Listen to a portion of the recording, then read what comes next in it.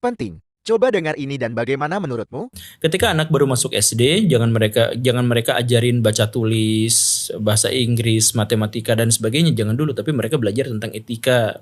Kemudian yang berikutnya misalkan kelas 4, kelas 5, kelas 6, jangan kasih PR, jangan kasih ulangan, tapi ajarin mereka tentang sesuatu yang lebih dasar-dasar bagi pengetahuan, berhitung, membaca, bersosialisasi dengan orang lain dan sebagainya. Kemudian SMP, nah mereka mulai belajar tentang critical thinking, berpikir secara metodologis. Gak harus mereka itu benar-benar menguasainya. Yang paling penting mereka itu terbiasa dengan perbedaan, terbiasa dengan argumentasi.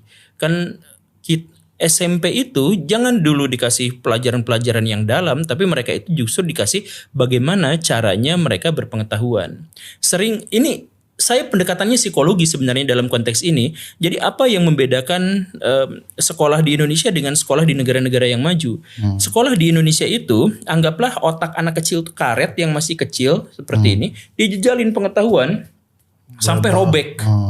Akhirnya mereka trauma belajar. Ya. SMP itu kalau guru nggak masuk, hore, senangnya luar biasa. Artinya mereka sebenarnya melakukan pemberontakan terhadap ilmu pengetahuan. Sedangkan pendidikan di negara-negara barat itu, waktu SD SMP itu gak dikasih ilmu pengetahuan, gak dijejalin, tapi ininya dibuka, ditarik-tarik gitu.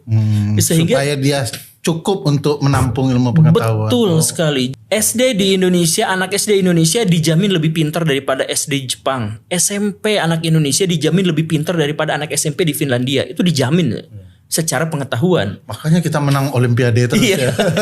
Tapi nanti setelah universitas dan sebagainya, mereka masih ini, sedangkan kita belajar itu terpaksa hanya ngikutin rutinitas karena disuruh sama orang tua dan diiming-imingi biar gampang masuk kerja. Makanya salah satu yang kemudian saya kritik keras adalah kita dididik menjadi mental budak. Mental budak adalah ketika diberikan kebebasan, mereka galau dan tidak mau melakukan apa-apa, tidak bisa melakukan apa-apa. Ketika kita dikasih libur panjang waktu sekolah, kita nggak melakukan apa-apa, bingung. Ya. Dan kita hanya bisa melakukan apa-apa ketika waktu sekolah dikasih perintah, dikasih komando. Dan inilah pula yang menyebabkan orientasi anak di Indonesia sekolah dan kuliah adalah untuk nyari kerja. Karena mereka menuntut di komando, nuntut disuruh. Karena ketika mereka tidak disuruh dan dituntut, mereka nggak ngapa-ngapain. Mereka nggak tahu apa yang harus mereka lakukan. Di Indonesia, pengangguran adalah sesuatu yang paling menakutkan. Karena ketika nganggur dan disuruh berinisiatif sendiri, mereka galau apa yang harus dilakukan. Kalau misalkan saya dikasih pengangguran, ya seneng lah. Berarti saya punya waktu yang sangat luang untuk bisa mengeksplorasi apa yang bisa saya lakukan.